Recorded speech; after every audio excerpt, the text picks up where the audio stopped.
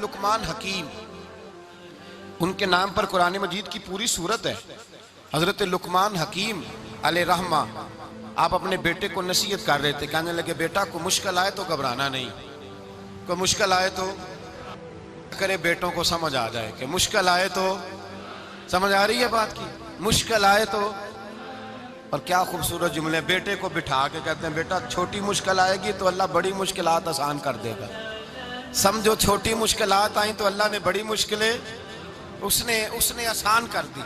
और आपको बताऊं असल इंसान होता ही वो है जो मुश्किलों में जीने का ढाब सीख जाता है, वो बन जाता है जो कर्ब के हालात में जीने का सलीका सीख जाता है। अपने बच्चों को ये समझाना, हजरत लुकमान बेटे मुश्किल आए तो घबराना नहीं, बड़ी को टाल देती है, वो नेकी का और आसानी का पेश खैमा होती है। अल्लाह उसके बाद आसानी समझा रहे हैं। कुछ दिनों के बाद कहने लगे आओ फला अल्लाह के नबी की मुलाकात को चले, फला नबी अलैहिस्सलाम से मिलने चलते हैं। उस जमाने में जो नबी थे उनसे मिलने चले गए। बेटे को बात याद थी, घोड़े पे बैठे, इमाम इब्ने जौजी ने इसको लिखा है, घोड़े पे बैठे थे दोनों के पास घोड़े थे।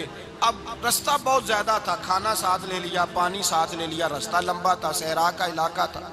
जब जाने लगे तो इतनी सख्त गर्मी हुई कि घोड़े भी बेहोश होने लगे। अचानक ऐसी गर्म लू चली कि घोड़े भी। अब दोनों बाप बेटा जो थे वो बड़ी जोश में थे कि जाना ही जाना है। घोड़े से उतर करके पैदल चलने लगे।